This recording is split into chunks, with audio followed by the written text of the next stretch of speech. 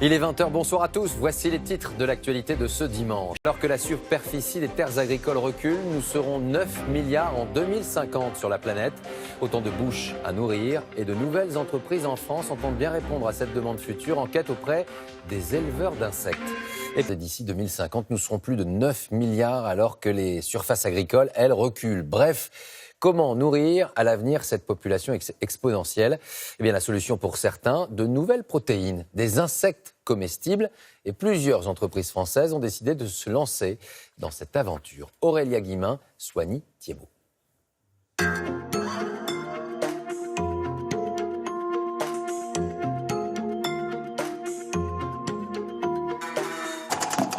100 kilos de carottes bio, débitées chaque semaine. » Une fois que la carotte est coupée, elle est plus tendre, on va avoir plus de facilité à la manger en fait, tout simplement.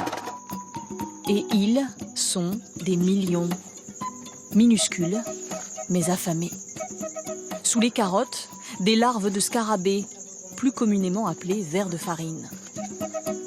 Je les surveille, je regarde si elles sont en bonne santé, si elles grandissent bien. Mais non, c'est pas des animaux de compagnie, quoi.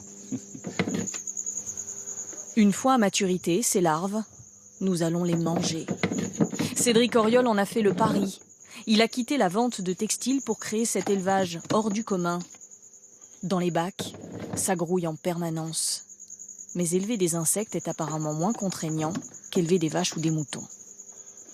Si on compare à d'autres métiers agricoles, l'élevage d'insectes c'est quand même beaucoup plus confortable parce qu'on n'a pas besoin d'être en veille permanente le soir, le week-end, et on peut vraiment s'organiser comme on s'organiserait avec des horaires de bureau par exemple.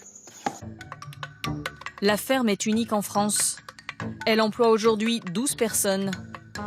Jeunes diplômés en sciences des insectes ou issus de l'agroalimentaire, ils inventent une toute nouvelle forme d'élevage. À la sortie de l'incubateur, une autre variété d'insectes comestibles. Les œufs de grillon viennent tout juste d'éclore. Bon, il y a eu beaucoup de naissances. Par petit bac, il doit y en avoir plusieurs dizaines de milliers. La récolte est quotidienne. Les grillons se reproduisent à une vitesse folle. Comparé à un troupeau de bovins, ces insectes ne prennent pas de place. Ils mangent moins, polluent moins et sont très nutritifs. Particulièrement riches en protéines et en nutriments.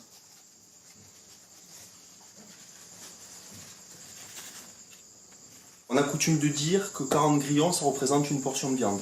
Donc là, on est en présence de 1000 steaks ou 1000 portions de viande en équivalent. Et ça prend beaucoup moins de place que la production bovine et ça va beaucoup plus vite. 5 semaines et quelques kilos de farine bio plus tard, les grillons peuvent passer en cuisine.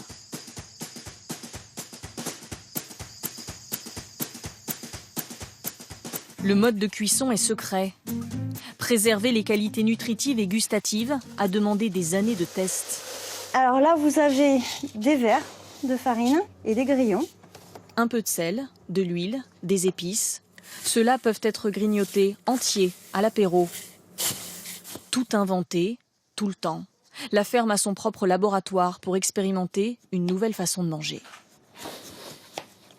Alors en fait ici on a donc du radis noir donc coupé en lamelles et après donc j'ai fait une petite purée de petits pois et après je parsème d'insectes et de ciboulettes pour apporter un petit croquant et là les insectes ils sont légèrement relevés au paprika donc ce qui donne un petit peu de peps à cette bouchée.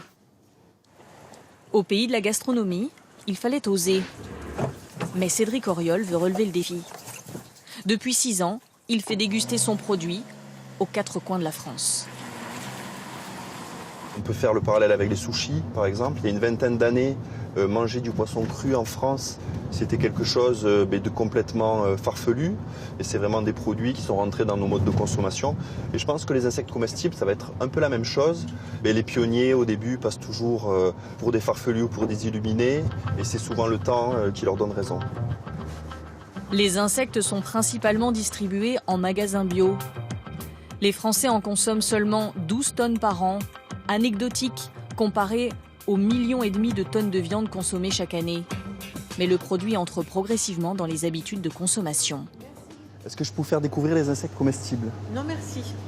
Je ne suis pas préparée psychologiquement à manger des insectes. Alors, barbecue. Barbecue. D'autres, curieux, essaient sans hésiter. C'est sympa le côté croustillant qu'on retrouve. Petit parfum de barbecue mais léger. Ouais, c'est sympa. Original, ça change. Il faut être un peu aventurier pour se lancer ou... Il faut avoir l'esprit ouvert. Voilà. Pour ceux que l'aspect de l'insecte rebute, Cédric Auriol a inventé des dérivés en poudre intégrés dans des spaghettis ou des biscuits secs. Oui, c'est intéressant, oui. C'est surprenant, je dirais.